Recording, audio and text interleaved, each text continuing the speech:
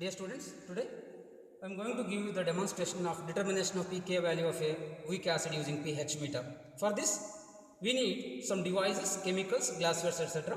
This is the first device we require. That is called a digital pH meter, and this is a burette. This is a combined glass electrode. Combined glass electrode means the standard calomel electrode coupled with glass electrode. So this is the combined glass electrode we need, along with a small rubber tube which acts as a stirrer, and also we need the beaker containing the sodium hydroxide. This is the weak acid. So I have taken here acetic acid as a weak acid. So these are the some chemicals, glassware, devices we require. Let us begin the experiment here. The whole experiment is depending upon the Henderson equation, so in which the pH and pK are same at the half equivalence point. To calculate the equivalence and half equivalence point, we have to carry out this titration.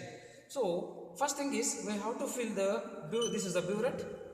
In this burette we have to take this sodium hydroxide. So after filling the sodium hydroxide in the burette, we have to take the weak acid, acetic acid or formic acid, any weak acid in this small beaker. So into this beaker containing the weak acid, we have to immerse this glass electrode, combined glass electrode, along with this small rubber tube which mix up the whole solution during the course of a titration. So then we have to connect this electrode, combined glass electrode, into the pH meter. We already connected it. Let us switch on this. It gives some initial reading. So it is showing 2.01 here for the initial. This is the observation tabular column here. Volume of the NaOH in the increment of 0.5 ml here in the first column. Second column is a pH. I am noting down this pH 2.05 initial. So we have to add, after noting down this, we have to add the NaOH in the increment of 0.5 ml. I am adding 0.5 here. It is observed that the reaction mixture has to mix well here. It is observed that there will be a gradual increase in the pH value. So it is 2.82. Let us note down at the volume of 0.5, 2.82 or 4. So now similarly in the increment of 0.5 only, each time we have to add. How long we have to add? So again it changes to 3.16, 3.17 or 16. So how long we have to add means until getting a sudden jump. Somewhere in the middle of the experiment, that is 4 to 6 ml, we will get a sudden jump. So that jump stands for the completion of the reaction, that is neutralization of a weak acid by a strong base NaOH.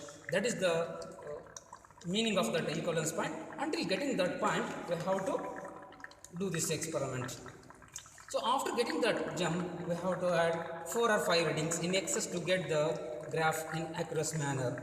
So after getting those, we have to switch off all these instruments, devices, and then let us go for the calculation observation.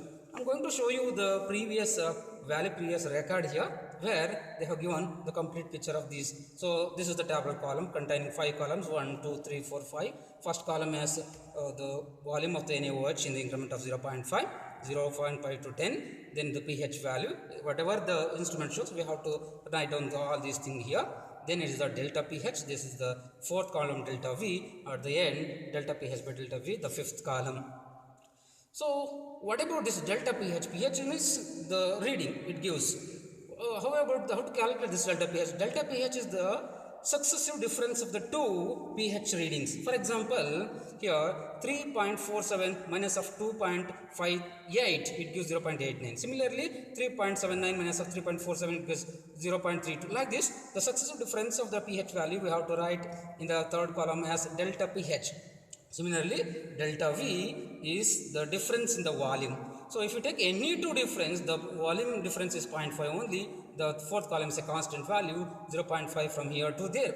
At the end, we have to divide the third column delta pH by fourth column delta V. It gives some readings. So now we have to plot two graphs. One to calculate the equivalence point and another is to calculate the half equivalence point.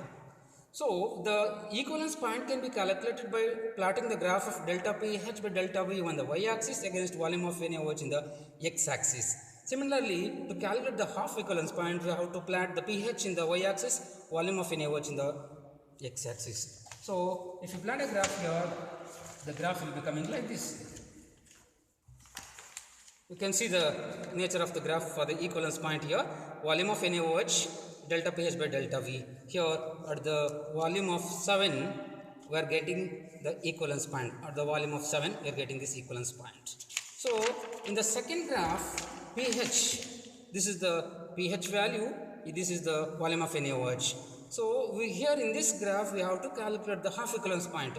So let us mark the equivalence point that is obtained in the previous graph here, 7. So half of the 7 is 3.5. At the 3.5 half equivalence point, we have to note down this pH value. So it is around 4.9. At the equivalence point, half equivalence point, pH becomes equal to pKa, that is 4.7. So this is about the graphical representation. At the end, let us write the result. Equivalence point is 7, half equivalence point is 3.5, pH is 4.9 and also pKa value is also 4.9. So this is how we have to calculate this. No further calculation required. Thank you.